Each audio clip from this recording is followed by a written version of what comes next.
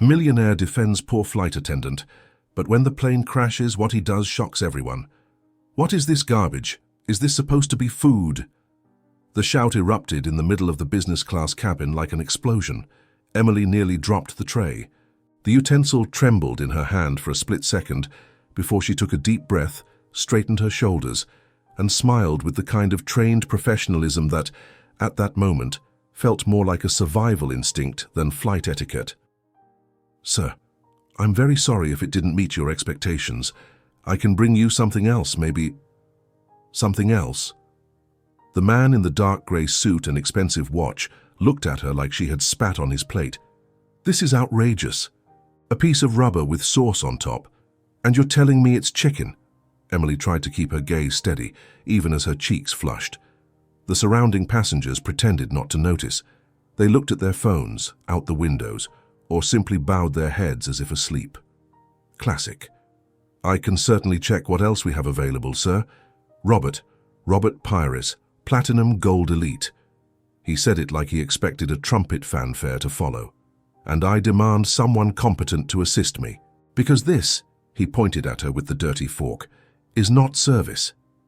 Emily swallowed hard.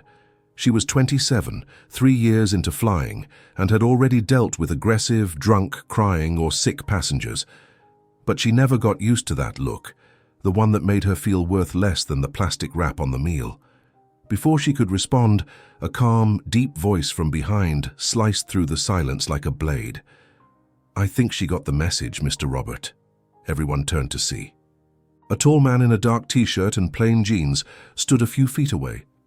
His brown hair, slightly tousled, touched his collar. He wore a cap pulled low and held a light jacket draped over one arm. His expression was neutral, but his eyes, light and intense, locked on the aggressor with sniper-like precision. "Who are you?" Robert shifted in his seat, glaring at him with disdain. A fellow passenger, but with at least some basic manners. The man stepped forward. His tone wasn't aggressive. It was calm, steady. "She's doing her job with dignity and patience, something you clearly know nothing about." The cabin fell even quieter. Even the engine noise seemed to dim. Emily stood frozen, her heart pounding, her face burning. "I pay to be treated right," Robert muttered, now quieter. "And respect is free," the stranger replied, plain and direct. Robert's eyes flickered. He huffed, waved a hand as if to say, "Forget it," and slumped back into his seat in a foul mood. The man turned to Emily. His expression softened when he saw her. "Are you okay?" She nodded, offering a small, restrained smile, but her watery eyes betrayed the effort it took to keep her composure. "Thank you." "No problem." He gave a faint smile. "Some people forget that before getting on a plane you need to have a little sense of humanity." Emily let out a nervous chuckle. The man hesitated for a second, then a bit lighter. "Can I make a suggestion?" She raised an eyebrow, surprised. "Sure. When we land, let me take you to dinner. I promise the food will be better than that." He gestured subtly toward the tray still on the cart. She laughed. This time the laugh came out more naturally, more genuinely. "Do you always flirt with flight attendants in the middle of mid-air diplomatic crises?" "Only the ones who keep their grace under crossfire." The way he said it, simple, without pretense, had something magnetic about it. There was humor, yes, but also a rare kind of presence. Emily felt it. The way he looked at her, not down, not with pity, but like he saw her fully, with respect. She pulled the notepad from her apron pocket, tore off a small piece of paper, and quickly scribbled a number. "Daniel, right?" He blinked, surprised. "How do you know?" "It's on your luggage tag." She nodded subtly toward the coat hanging on his arm. He laughed, a low, raspy sound. "Smart, too. Now I'll really have to pick a good restaurant." Emily handed him the folded paper. Their fingers touched for a second. Just a second. Daniel calmly walked back to his seat near the rear of the cabin. He sat down, rested his head against the headrest, closed his eyes. Silence for a few minutes. Then the hum of the cabin slowly returned, like a wave retreating from the rocks. He let out a long sigh and pulled a small bottle of pills from his inside pocket. He ran his thumb over the cap but didn't open it, just held it tightly. "You're getting phone numbers now," said a familiar voice beside him. Daniel opened his eyes slowly. Liam was sitting there, same age as always, 18. Black t-shirt, brown hair a little longer than his own, that look that mixed admiration with teasing. Who would have thought? You still remember how to flirt. Daniel stared straight ahead. The row in front of him was empty. "Aren't you going to answer me?" He didn't turn. "Why aren't you looking at me?" Silence. "Because you're dead," Daniel murmured low through his teeth. Liam didn't disappear. He just crossed his arms and made that face he always made when Daniel told him he couldn't go out with his friends years ago. "That doesn't mean you have to ignore me. You're not real, Liam." "And are you?" Daniel closed his eyes, tighter this time. His eyelids clenched, as if trying to hold something in. The plane shook slightly, a gentle bump. He opened his eyes, cautious, put the bottle back in his pocket and shifted in his seat. Liam was still there, looking at him. "She seems nice, you know," his brother said. "Smart, easygoing. You should let someone in, even just a little." "You died, Liam. And you stopped living that same day." Daniel turned his face toward the window. Outside, only thick clouds. No blue sky, no sun, no way out. The seatback creaked as Daniel suddenly leaned forward, as if the cushion beneath him had turned hot. The sudden noise made the passenger in front lift her head slightly, but she quickly returned to her headphones. Nothing on a red-eye flight seemed to deserve more attention than relaxation playlists, not even a man talking to himself. "You don't have to keep doing this," Liam commented, pulling at his invisible seatbelt and drumming his fingers on the armrest in a rhythm Daniel knew well, the same one his brother used when he was anxious. "Pretending you don't see me. You know you see me." Daniel ran a hand across his forehead, as if trying to wipe away sweat that wasn't there. The engines hummed low, that steady drone that some found soothing, but to him sounded like a reminder. The hum of a heart that should have stopped but didn't. His. He slid his hand into the inner pocket of his jacket. The metallic bottle slipped into his fingers with a cold touch. He felt the weight, and at the same time, the lightness of depending on that pill routine, 2 white tablets in the morning, 1 blue at night, like managing fuel on a long-haul flight. "Taking it now?" Liam teased, tilting his head. "You used to take it before takeoff, remember? Now you only take it after talking to a pretty girl." Daniel squeezed the bottle. The dry squeak of the metal under pressure echoed in his chest. But he didn't open the cap. Not yet. Instead, he closed his eyes like flipping an emergency switch. It didn't work. When he opened them again, Liam was there, legs crossed, looking out the window. "Wow, just clouds." His brother's grin was mocking, but there was a tenderness underneath. "Funny how you never sit by the window. You, the guy who won half the stunt-flying contests at the academy, afraid of heights now?" Daniel watched his own breath fog up faintly on the plastic pane. He didn't reply. Drew in air slowly, counting in his mind, 1, 2, 3, hold, release, the rhythm his therapist had taught him. "You should answer," Liam pressed, turning toward him, elbows on knees. "If not to me, then to yourself. When was the last time you really spoke?" Daniel's jaw tightened. He forced himself to look ahead. The row in front of him was still empty, seat back upright, perfect for reading safety instructions no one ever read. "Why did you come back?" he muttered at last. "I never left." His brother shrugged, simple as a kid explaining a basic trick. "You carry me. The difference is today you finally looked straight at me." Daniel felt his throat tighten. A memory burst behind his eyes. The smell of go-kart gasoline, track dust, the crowd's roar, and the exact moment the fire bloomed like an orange flower. He fumbled in his pants pocket for the broken metal trophy piece he'd carried for months.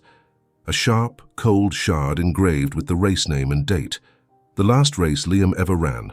The last day his voice wasn't just an echo. "Remember what you said that morning?" Liam asked, softer now, like he was afraid someone might hear. "On the track, I'll be right behind you, always."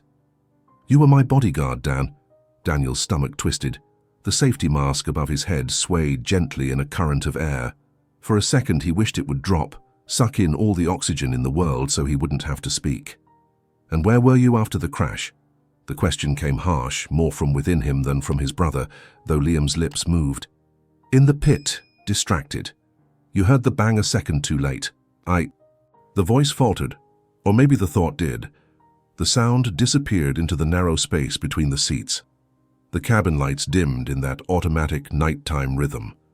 Small blue LED dots lit up along the aisle floor. Daniel raised his head as a flight attendant, not Emily but a colleague, came down the aisle collecting empty cups. The clinking of plastic in the tray sounded like distant church bells calling a funeral service. Liam watched the scene, his eyes glinting in the bluish semi-darkness. "She's nice too, but she's not her, right?" He nodded toward the front of the plane, where Emily was likely working. Daniel closed his fist around the bottle. The label's lettering pressed into his palm. Sertraline hydrochloride, 50 mg. He thought about every pill he'd swallowed since Liam died, like he was trying to flood the part of his brain that still dared to dream. And still his brother was there, sharper than any dream. "You used to defend me," Liam reminded him, swinging one foot in the air, impatient. "Always. Today you defended her. I liked seeing that. Means there's still some Daniel left in there." "Don't turn this into a lesson," Daniel muttered, rubbing his face, feeling the scratch of his short beard. "Someone's got to say it, since you don't anymore." Liam's tone softened. "Dan, look at me." He looked. For the first time, he faced those eyes that shouldn't exist. That young face full of frozen life. And in that moment, Daniel realized, with a rawness that made him shudder, that he had spent more time talking to his brother's absence than he ever had when Liam was alive. Everything he hadn't said then had piled up now, too late. The recycled air blew cold, but a bead of cold sweat ran down Daniel's neck. He pressed his lips together and breathed in, searching for the scent of jet fuel that never came. He breathed, trying to feel something besides guilt. "You're going to be okay," Liam whispered, almost like a mantra, placing an invisible hand on Daniel's shoulder. Daniel felt the imagined weight, comfort and pain all at once. "Just let someone see you too." Daniel's throat burned. He had to knit his brow not to break apart right there. The seatbelt lights flickered. Some small change in altitude, nothing serious, just protocol. Still he flinched. When he looked up again, the seat beside him was empty. Liam's disappearance didn't bring relief. It brought silence. The kind of silence that echoes too loud, too wide, like an empty hangar at night. He loosened his grip on the bottle, slid it back into his pocket, and rested his elbows on his knees, head in his hands for a long moment, like trying to stop something inside from leaking out. His whole body throbbed, but no muscle ached as much as that invisible place where Liam used to live. The perfect definition of grief, a dark room where memory turns on lights without asking. Somewhere in the back, someone chuckled softly, maybe a couple watching a comedy on the seatback screen. The sound was distant. Life was happening in other rows, in other headphones, while he sat there, prisoner to ghosts and broken promises. He thought of Emily, of the way she had thanked him, eyes shining despite her embarrassment, the strength he saw in her, and how for a moment he had felt seen too. He remembered the quick brush of fingers exchanging a scrap of paper, and how it warmed his chest in a way he hadn't felt for months. "You're going to be okay," he repeated Liam's words in a voiceless whisper. This time it felt like a plea to himself. Leaning back, he stared down the aisle, searching for Emily's silhouette among the soft lights. He didn't see her, but the simple act of looking was enough. For a few precious seconds, the emptiness filled with something that wasn't guilt. When he finally reclined his head and closed his eyes, the engine kept humming. Normal. Steady. Like a heart that insists on beating, even when all you want is silence. Daniel waited. Maybe Liam would come back. Maybe he wouldn't. For the first time in a long while, he allowed himself not to know. And in the darkness behind his eyelids, the last image he saw before falling asleep was his brother's smile dissolving like mist. Mist the airplane cuts through and leaves behind as it keeps moving forward, sly. The smell of burning gasoline hit Daniel's nose with brutal force. He coughed, eyes watering in the smoke. He shouted his brother's name. "Liam, where are you?" Flames rose like fiery serpents between the overturned carts. Screams echoed all around, tires spinning uselessly, sirens approaching in the distance. But all Daniel could hear was the muffled sound of the explosion repeating in his head like a drum beating out of sync. He ran toward the track's fencing, jumping over the safety barriers as security guards tried to hold him back. Someone grabbed his arm, but he tore free. His whole body was in fight-or-flight mode. His mind wasn't. His mind was blind. Liam's helmet lay on the ground, spinning slowly before coming to a stop. A black helmet with red stripes. Daniel would have recognized that pattern even with his eyes closed. Time thickened in that moment. Daniel dropped to his knees beside the helmet, gasping, heart ripping through his chest. The smell of burnt rubber was unbearable. A red stain on the asphalt didn't tell him anything specific, but it told him everything. There was no goodbye, no second chance. Liam, 18 years old, was gone. Daniel woke up gasping, body tense, still in the plane. The cabin lights were even dimmer now, and soft instrumental music played over the speakers, barely audible. The passengers were asleep, some slumped with their heads to the side, others wearing eye masks, tuning out the world. The dry cabin air felt colder now. He sat up with effort, pushing his shoulders against the seat back as if the chair itself were trying to pin him to the past. His eyes took a few seconds to adjust to the dim light. It wasn't the first time he'd had this nightmare, but it was the first time he woke up from it with something different in his chest, a restlessness that didn't come only from pain, but from a spark that somehow resisted the numbness. He ran his hands over his face. His palms were damp. He took a deep breath, swallowing hard, then turned toward the window, still only clouds, a vast white expanse that gave no hint of where they were or where they were going, exactly how he felt. He rested his forehead on the glass, the chill helping to bring him back. He thought of Emily, thought of the way she had looked at him when she thanked him, the softness in her voice, the strength in it too, the gesture of handing him her number. She didn't know who he was. That comforted him and scared him at the same time. Slowly, almost ritualistically, he reached into the side pocket of his backpack. He pulled out a small, dark wooden box about the size of a wallet. He opened it. Inside, nestled in foam, was his Air Force pilot's medal, silver with navy blue details, a symbol of honor, of responsibility. Also inside was an old photo, him and Liam in the training hangar, both wearing flight jackets, both smiling. Liam was throwing up a rock-on hand sign, half mocking, half emotional. That had been his last visit before he died. Daniel closed the box with a soft click, put it away, took a deep breath. The memories came in waves. They didn't care about time, place, or desire. But today he wasn't completely adrift. He got up and walked to the aircraft lavatory, splashed cold water on his face, dousing himself like he was trying to wash away some invisible layer. He stared at his reflection, deep circles under his eyes, unshaven face, a man who always seemed caught between exhaustion and regret. "You're not broken, just lost," he said to the reflection. His voice came out hoarse, barely audible. Back in the aisle on his way to his seat, he saw Emily from behind, arranging the tray for the upcoming coffee service. Her hair was in a loose bun, with a few strands falling around her face. She moved with attention to detail, checking everything twice, but still with lightness. Daniel hesitated. For a moment he just watched. Emily turned, noticing him. "Insomnia?" she asked with a gentle smile. "Nightmares," he replied, without thinking much. She watched him for a second longer than usual, as if she wanted to ask more, but chose to respect the invisible walls he carried. "Water, coffee, or silent company?" He offered a faint smile.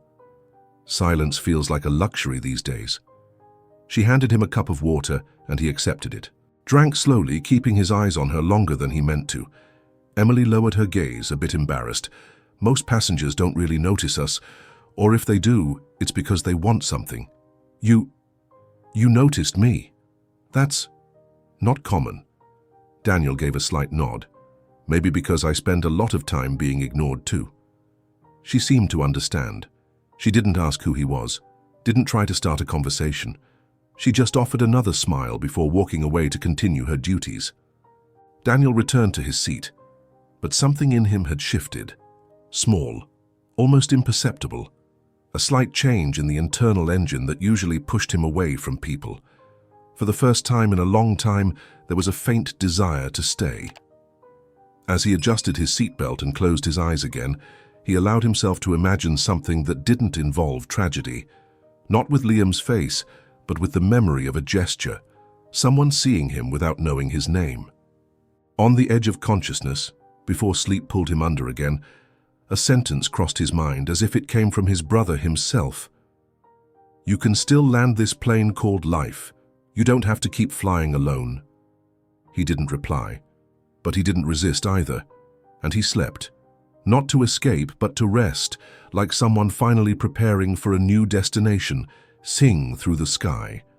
A sharp crack, like a muffled thunderclap, rolled across the cabin ceiling.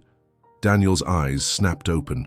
His body, trained by years of military life, reacted before his mind fully registered what was happening. A subtle tremor rippled through the floor beneath his feet, shaking the seat. He sat up straight, staring out the window, just grey clouds, heavy and scattered, rushing in conflicting directions, as if the sky itself had changed its mood. From the back of the plane came a high-pitched sound, a rapid, rising vibration like grinding gears, and then a jolt. Hard enough to knock a loosely stored bag from an open overhead bin a few rows away, hitting the floor with a dull thud. The reading lights came on. Then, the chime. "Ladies and gentlemen, please fasten your seatbelts immediately. We are entering an area of turbulence," said the captain's voice, too calm for the growing urgency spreading through the aisle. Daniel didn't buckle up right away. He couldn't take his eyes off the fuselage ahead. Something was wrong. This wasn't just turbulence. He'd flown through hundreds of them. This had a different pattern. The plane lurched again, harder this time. Down the aisle, Emily rushed by, gripping the seatbacks, her hair, now loose from the bun, whipped around her tense face. "Please, everyone, keep your seatbelts fastened. Help those around you if needed and remain calm." Her voice was steady, but her eyes betrayed the effort. This wasn't just training anymore. This was survival. Daniel saw the look in her eyes and his stomach twisted. This wasn't routine. From the cockpit, another crack. Then a strange silence. Absolute. Emily stopped, looked at the cockpit door. "Ladies and gentlemen, please remain..." Her voice faltered. And then the plane dropped. 1 second. Maybe 2. But it felt like an entire abyss opened beneath the floor. Passengers screamed. A baby cried out with force. Cups, magazines, phones, everything flew. Daniel gripped the seat, his heart pounding against his ribs like it wanted out of his chest. The plane leveled out slightly. Emergency lights flashed. The oxygen mask from the row ahead dropped, swinging like a sinister pendulum. Emily stumbled, hit her shoulder on a seat but stayed upright. "What's happening?" asked an older man near her. "Just a moment." She ran to the cockpit, pounded on the door, shouted. No answer. Daniel stood up immediately. Adrenaline was already pumping through every fiber of his body. "Sit down, man," a passenger yelled. "You out of your mind?" He ignored him, moved steadily toward the cockpit. Emily looked at him in surprise, but didn't have time to question it. "Open the door." I tried. They're not responding. The lock's jammed." Daniel didn't hesitate. He looked around, found the fire extinguisher mounted on the rear wall of the cabin, grabbed it, raised it, and in a single motion struck the cockpit lock hard. The first hit cracked the panel, the second broke the latch. The door creaked open. What he saw inside chilled his blood. The captain was slumped to the side, his face bloodied, red streaks trailing down his chin and staining his collar. No signs of life. The co-pilot was conscious, but barely. Face pale and sweaty, eyelids half closed. He was breathing with difficulty, a cut across his forehead. The controls, a silent symphony of flashing lights and ignored alarms. Daniel stepped in and gripped the co-pilot's shoulder. "Hey, can you speak?" Pressure. Partial electrical failure," he murmured weakly. Daniel gently pulled him from the seat and placed him in the jump seat. Then he sat in front of the controls like a soldier returning to a battlefield he'd never really left. His fingers found the panels naturally. You know what you're doing? Emily asked from the doorway. I'm a former Air Force pilot. He didn't take his eyes off the instruments. Can you land it? He didn't answer, not out of arrogance, but because, in that moment, the only sound allowed was absolute focus, precise movements, checks of torque, flaps, altitude, radio silent. Communication with the tower was out. He'd have to do it solo. I need you to prep for emergency evacuation the moment we hit the ground. You're really going to land this? I'm not letting anyone die here. She nodded, eyes glassy but steady. I'm with you. Daniel pulled back on the yoke, adjusting altitude. The engines were still responding, but the one on the right trembled out of sync. He'd have to land compensating on one side. The aircraft began to descend, controlled. The shaking was still violent but steady. On the radar, he spotted an old cargo strip, decommissioned but long enough. Switch the cockpit to full manual. I'm landing it by hand. Emily helped with the procedures. She didn't seem like the same flight attendant who smiled while serving meals. Now she was part of a silent war effort. The ground approached. Fast. Faster than ideal. Daniel's eyes stayed locked forward. Left hand steady on the yoke, right hand adjusting the rudder with precision. When the wheels hit the makeshift runway, the impact rattled the entire frame. Metal groaned, sparks flared from the landing gear, but the plane slid and stopped. Silence. 1 second, 2. Then screams. But this time, of relief. Emily ran down the aisle, opening emergency doors, inflating the slides. Daniel stayed still for a moment, hands still on the controls, breathing, or trying to. A single tear slipped down his cheek, not from fear, not even from relief, from something he couldn't name. You see that, Liam? He murmured. I still know how to land.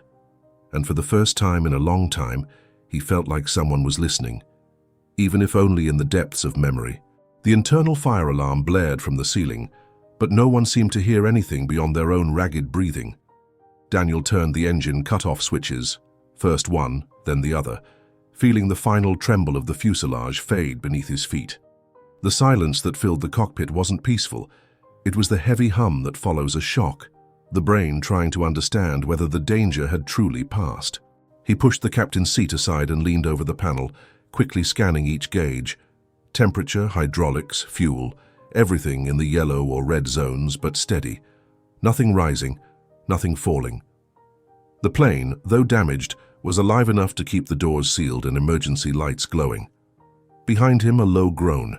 The co-pilot tried to sit up, but every attempt ended in a painful gasp. Daniel crouched beside him. Don't push it. The ambulance should be arriving any minute.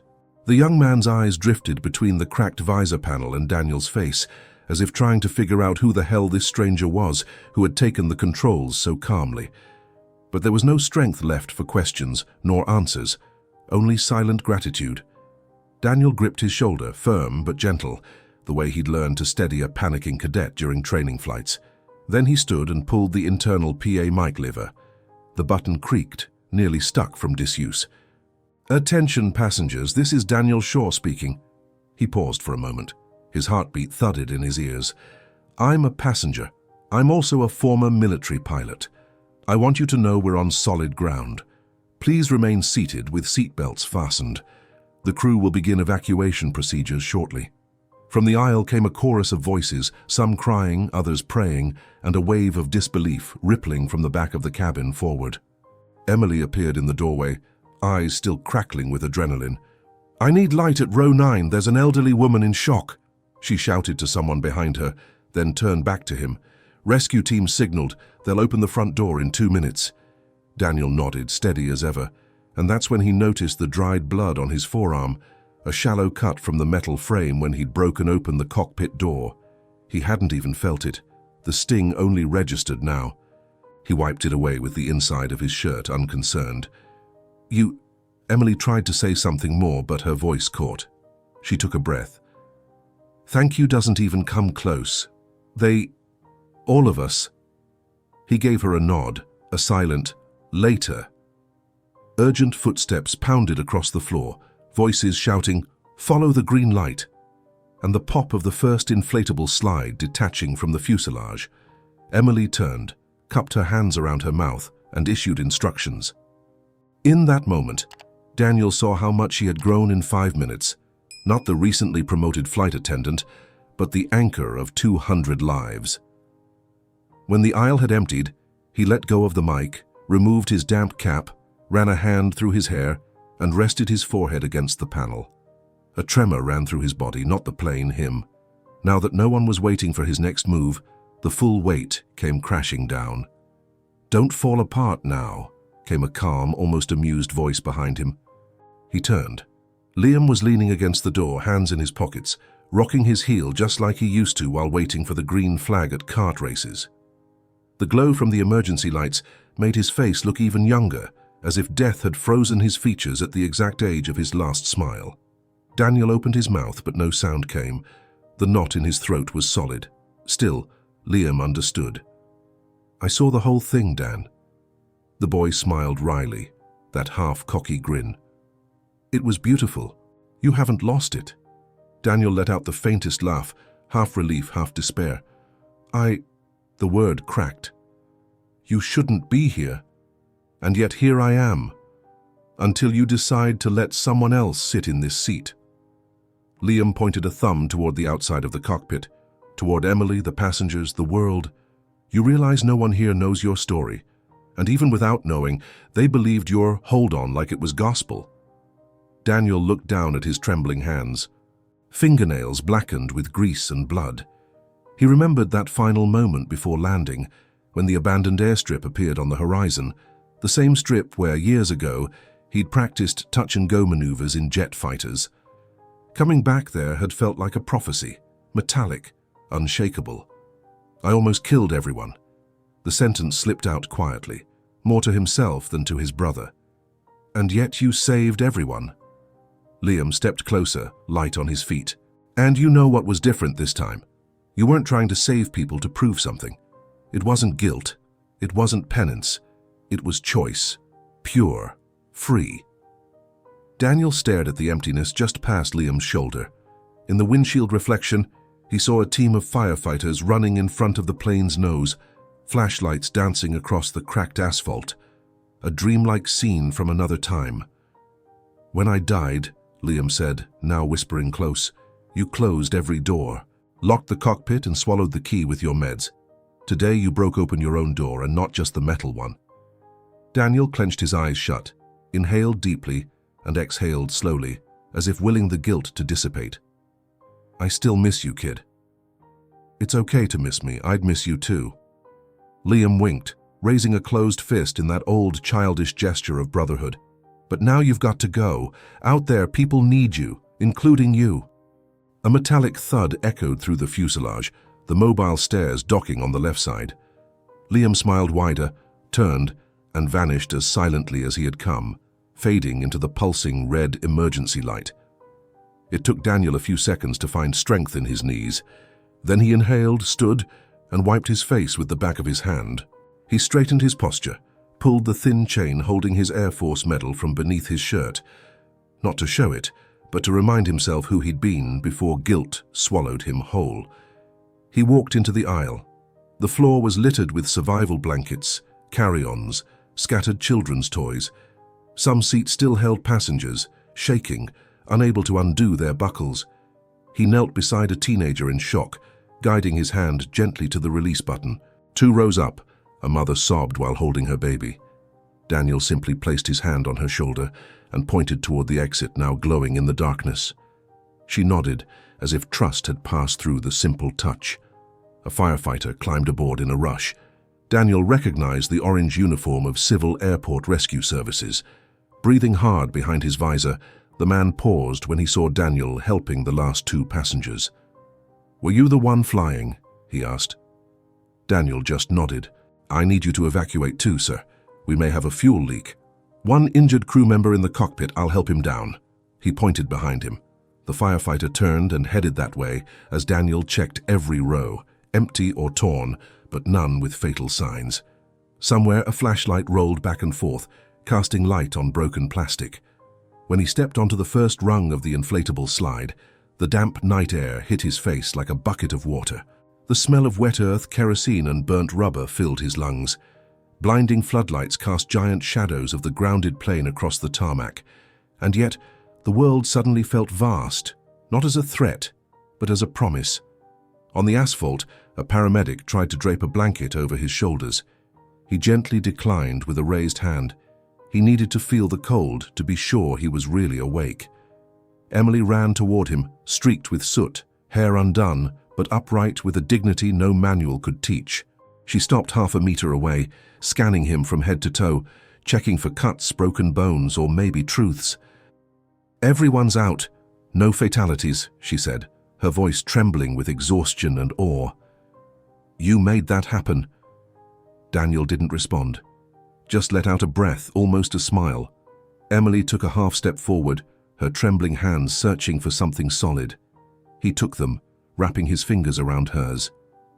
The sensation was strangely peaceful, even as chaos buzzed around them. Sirens, helicopter rotors, reporters shouting past the forming security perimeter. Emily breathed and squeezed his hands.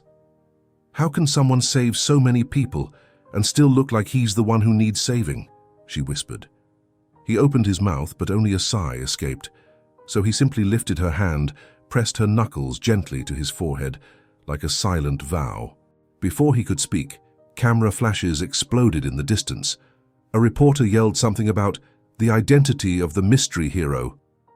Daniel felt the outside world rushing in, waves crashing around him, and, for the first time, he didn't retreat. There, between the cold rescue lights and the warmth of Emily's hands, he understood that the hardest landing hadn't been the one in the cockpit. It was this one, stepping again onto the ground of a life where real people could touch him. He took a deep breath, straightened his shoulders, and said softly, almost just to her, "I'm not letting anyone die today." It was no longer a promise to Liam or to the ghost of some heroic past. It was to himself, to the woman standing before him, to the people laughing and crying just steps away. A newborn promise made on solid ground, and from this moment on, every step would be a new kind of flight, without wings, but finally free. The first camera flashes exploded like lightning before Daniel even reached the line of safety cones. He blinked, blinded for a few seconds, as microphones rose from a sea of arms. Voices overlapped. "What's your name? Are you the official pilot? Where did you train?" Questions fired in bursts that ricocheted through the cold night. The firefighter guiding him raised a hand to keep the press back, but reporters pushed past the barrier with every camera click. Daniel felt the instinctive urge to retreat, to vanish as he had for the past 12 months. But before he could take a step, a small, steady hand caught his elbow. "This way," Emily said, pulling him to the opposite side of the crowd, behind an ambulance truck whose spinning lights painted everything red and blue. The heat from the still-running engine seeped through the hood vents, casting an uneasy glow. She stopped when the truck's metal frame blocked the view of the photographers. There, under the distant wail of sirens, she took a deep breath and faced Daniel. Her cheeks were streaked with soot that ran down to her chin, but her eyes held an unshakable clarity. "You don't have to be the hero alone," she said, voice hoarse but steady. "I'm here, we all are."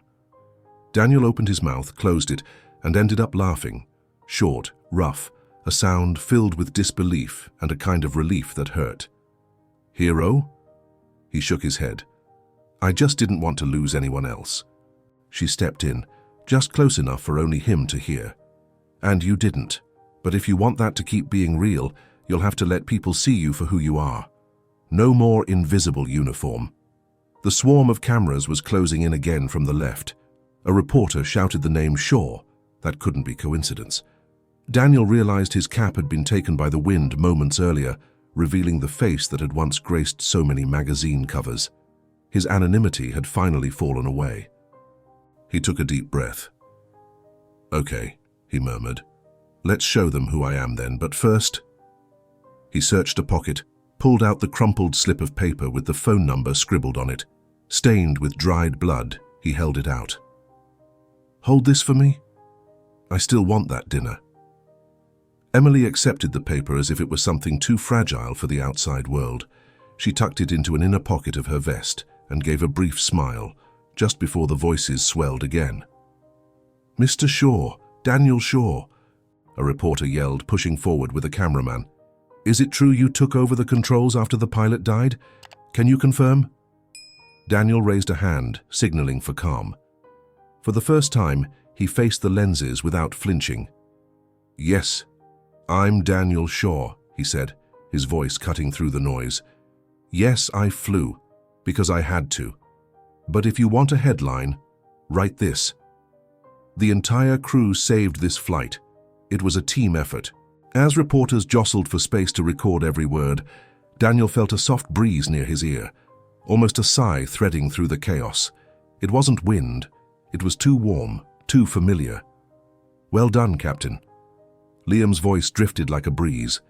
"Now fly low, live high." Daniel didn't turn around. He simply closed his eyes for a moment longer, letting his brother's presence spread and just as gently fade. When he opened them again, the weight he'd carried felt different.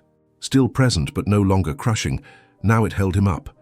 He saw Emily signal quietly to a nurse, pointing to the cut on his arm. He turned to her. "It's nothing. It's something," she corrected, taking his hand and guiding him to the ambulance step. "Even heroes need stitches." He climbed up, sat on the edge, and let them clean the wound.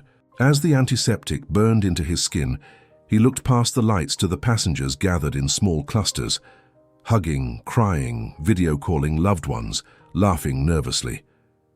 He saw the co-pilot being wheeled away on a stretcher, conscious, giving him a thumbs up. Paramedics handed out thermal blankets and water bottles. A little boy ran by, waving a plane pillow like a flag.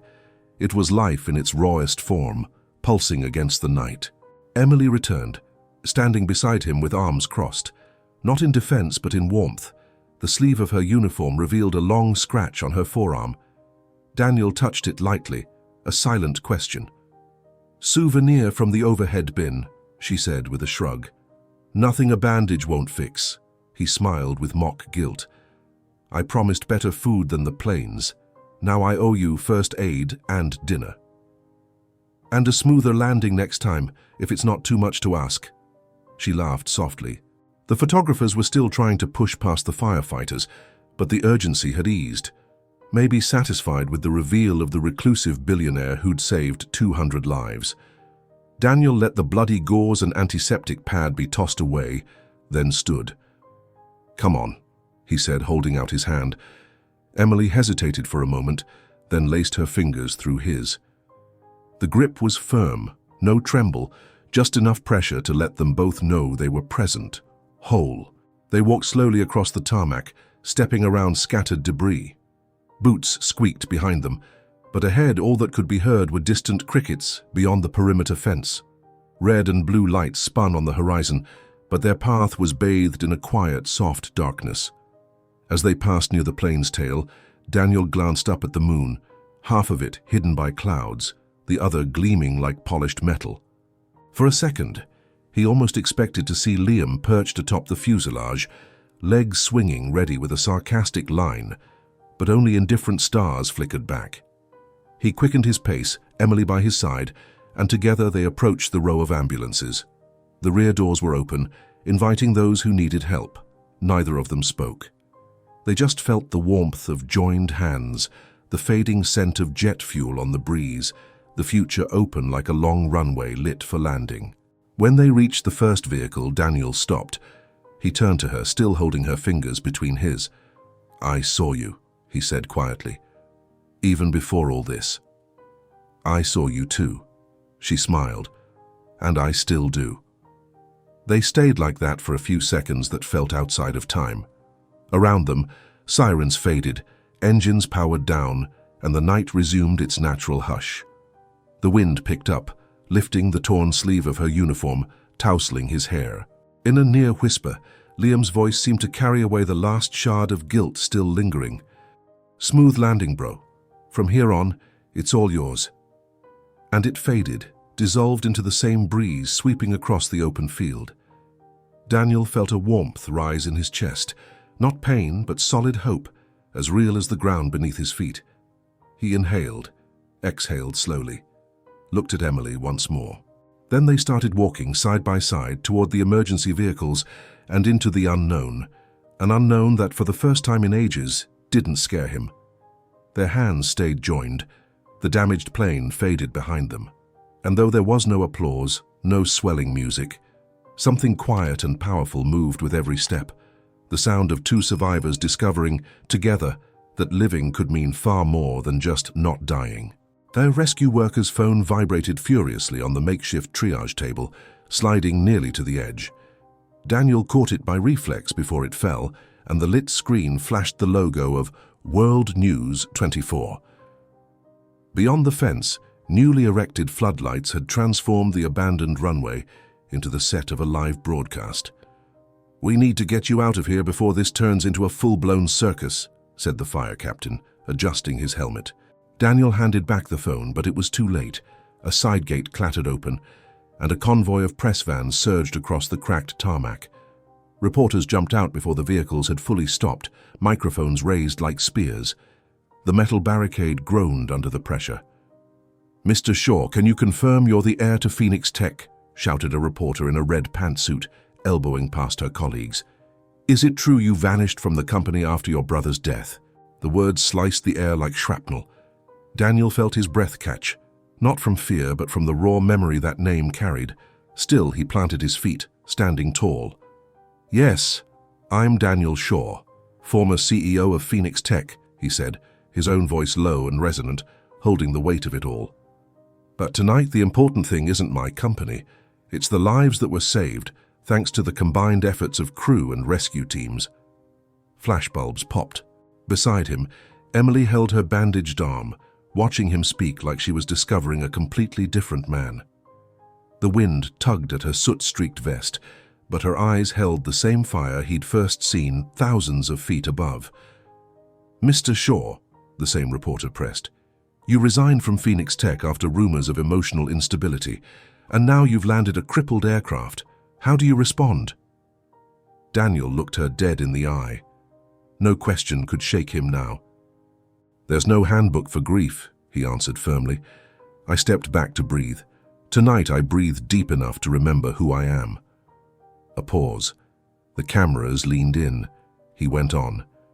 "If you need a headline, write this. Pain didn't break me. It reshaped me. Now please make way for the medics to finish their work." He gestured to the team pushing a stretcher with the unconscious pilot. The reporters stepped back, not enough to clear a full path, but enough to acknowledge that his voice carried weight. Emily touched his shoulder, a light touch, filled with personal urgency. He leaned toward her, and she whispered near his ear, "They need you at medical. Your blood pressure's spiking." He nodded, but as he turned, he nearly ran into Robert Pyrus, the arrogant passenger, wrapped in a gold thermal blanket, chin lifted with practiced pride. Robert opened his mouth, maybe to deliver another jab, but froze at the sight of the cameras. "Thank you," he muttered, nearly choking on the word. "You saved my life." Daniel gave only a slight, solemn nod. Emily took his arm and guided him past the camera cables and into an inflatable medical tent where nurses were checking vitals. The air inside smelled of alcohol and fresh vinyl. As soon as he sat on the cot, his personal phone buzzed in his pocket. A familiar number, Evelyn Shaw, board director and ever-watchful aunt. He hesitated, then answered, "Daniel, thank God." Her voice was shaky, a mix of worry and reprimand. "We're all watching live. I need you to issue an official statement. The stock, later. People first, stock second," he said, gentle but firm, ending the call before she could counter. He put the phone away. A nurse was already tightening the pressure cuff on his arm. 150/90.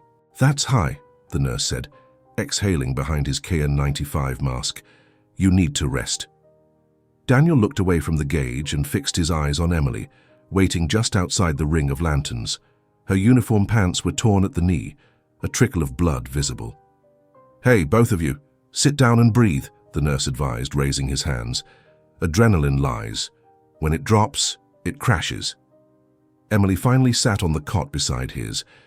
Daniel leaned forward, resting his arm on his knee until his face was close to hers. "I should have told you who I was," he said softly. I saw all of you before I ever knew your last name, she replied, then added with a teasing smile.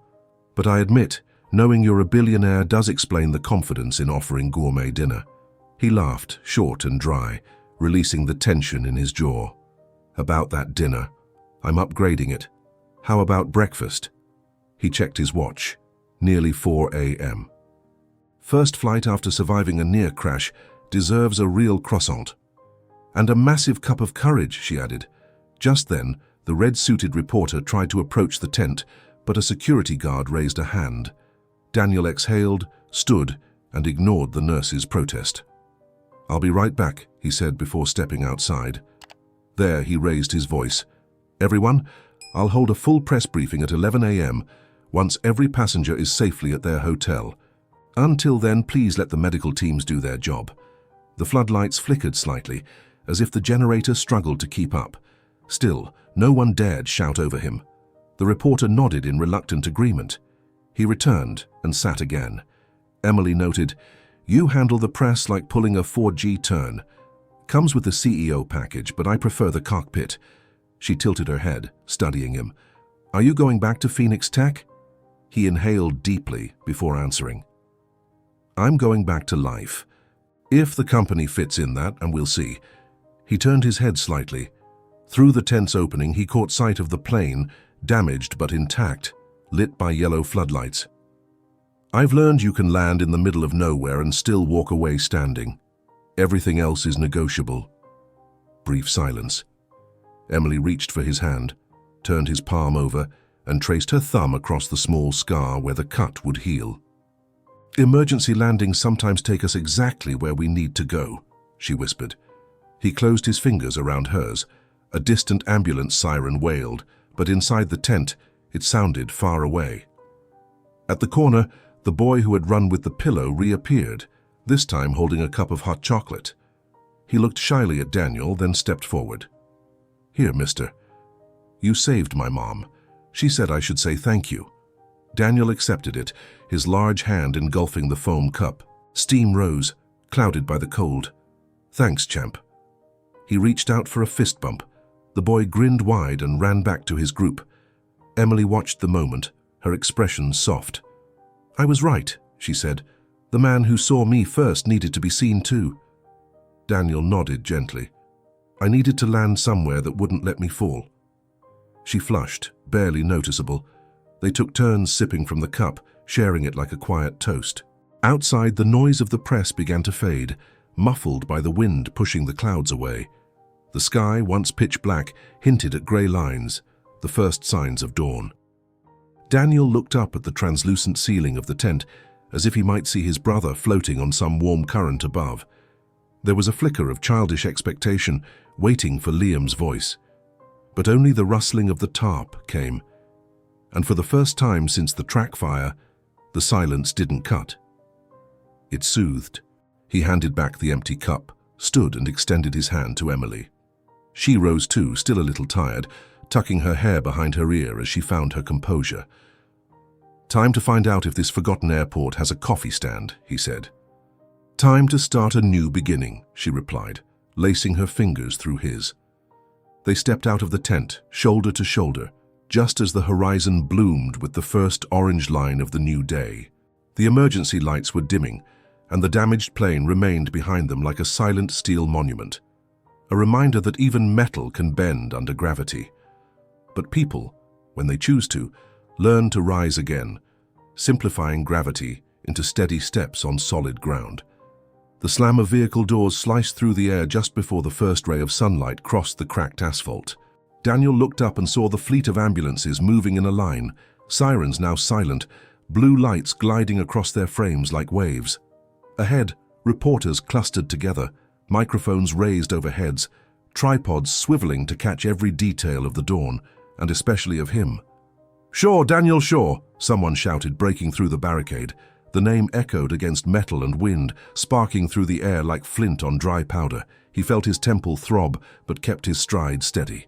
On his left arm, the white bandage already tinged pink betrayed a healing cut. In his jacket pocket, the bottle of antidepressants remained untouched. Same weight, different meaning. Emily walked a few steps behind, adjusting the collar of her vest, the scratch on her knee now covered with fresh gauze. Her eyes swept the crowd like someone calculating risks, searching for openings. When she noticed the barrier bending under the press's advance, she quickened her pace to fall in step with Daniel. "It's about to storm again," she said under her breath without breaking stride. "I don't plan on running," he replied, matching her pace, or hiding. The first microphones appeared in front of them, boom poles stretched out like metal arms. A graying journalist fired first. "Mr. Shaw, aviation authorities confirm you took control without an active commercial license. Do you expect legal action?" Daniel drew a breath and projected his voice. "I stepped in out of necessity, not for attention. If there's a case, I'll face it. People matter more than protocol when every second counts." Murmurs rippled through the press corps. Another reporter, young and sharp-eyed, leaned forward. "Emily, what's your full name? We'd like the crew's perspective on the heroic landing." Emily opened her mouth, but Daniel raised a hand in a respectful gesture. "She speaks if and when she wants to." He turned to her, voice gentle. "You choose." Emily inhaled, then faced the cameras. "My name is Emily Duarte, flight attendant. What happened wasn't the act of one person. We all did our best. And as much as it sounds like a headline, the hero here needed help too." She glanced at Daniel, offered a quick smile, and he got it. The cameras toggled between them, their lights spinning like wheels. Behind them, the fire captain shouted orders, directing passengers already boarding buses to nearby hotels. On a nearby stretcher, the co-pilot lifted a thumb, but no one in the media noticed except Daniel, who responded with a subtle wave. "Mr. Shaw," called the same crimson-suited reporter who dominated the earlier conference, "can you tell us why you stepped away from Phoenix Tech and cut yourself off from the public?" Daniel felt a cold breeze pass across his face, carrying the scent of wet grass from the runway's edge. Maybe it was time to settle old debts. "I stepped away because I lost my brother, and with him my sense of direction." His voice held steady, but each word was weighted. "Today, I understand pain doesn't vanish. It just finds a new place to live, and there's room for others in that place, if you let them in." Silence followed, broken only by the nervous clicks of camera shutters. The once reclusive billionaire now stood barefaced, without the fog of remorse that had long hidden him. Hurried steps echoed behind him. An airport aide approached, whispering that transport to the hospital was ready. Daniel nodded his thanks, then turned to the reporters. "I appreciate your interest, but right now I need to focus on the passengers, the crew, and myself. I'll give an official statement once everyone is safe." He turned away, flashes exploding behind him like silent fireworks. Emily's hand brushed his, first a tentative touch, then a firm grip, fingers lacing in what they both now recognized as mutual shelter. They walked like that past the lights. The asphalt gave way to a stretch of concrete lit only by the rising dawn. No cameras, no questions, just the hush of tires and the distant song of a bird daring to announce the day. Emily stopped and turned to face him. The soft light revealed exhaustion and gratitude across her features.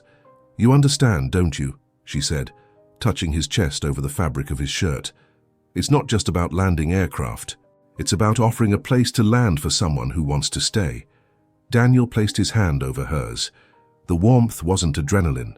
It was something deeper. "I leaned on ghosts for too long," he admitted, with a breath that seemed to exhale years. "Today, I realized I need real people beside me." Emily smiled. Her eyes shimmered but didn't spill. "I'm here." Her fingers tightened. "And I won't disappear when the headlines fade." Daniel lowered his forehead to hers. A brief, intimate gesture, neither a kiss nor just friendship, but a promise in a language without words. Behind them, the wrecked aircraft stood beneath cranes and floodlights, but sunlight now pierced its torn shell, filling the darkness within. A living metaphor, light breaking through damage. And that's when Daniel felt it. A breath at his ear, light as dust on wind. "Well done." Liam's voice faded, the syllables dissolving into mourning. Daniel didn't reply aloud. He simply closed his eyes for half a second, tucking the moment into memory's inner pocket, letting the breeze carry his brother's echo somewhere pain and love could coexist without conflict. When he opened his eyes, Emily was still there, clear, real.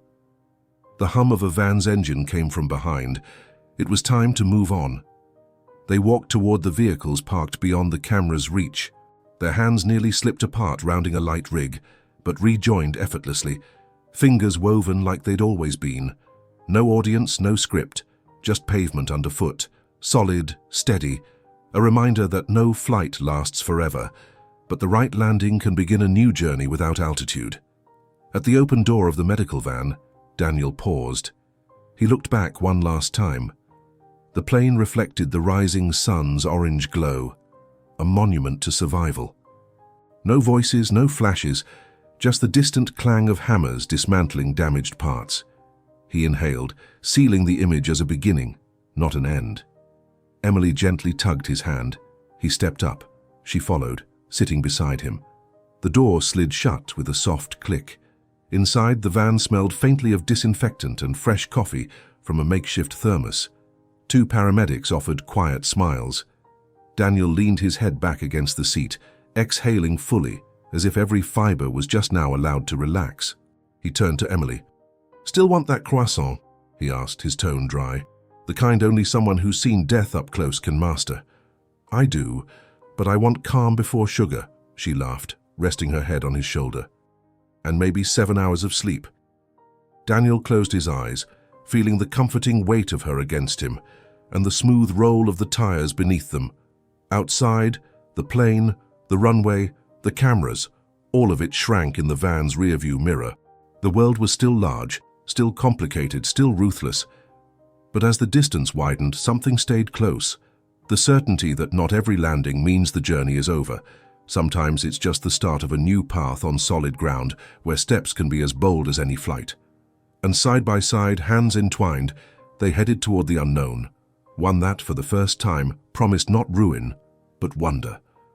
Not a solitary restart, but a shared destination.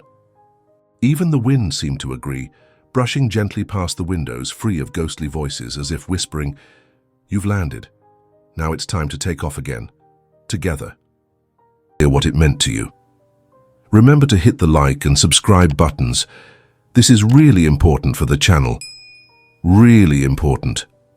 And if you're ready for another story of love and hope, click the first card or the second one to watch the full playlist. See you there.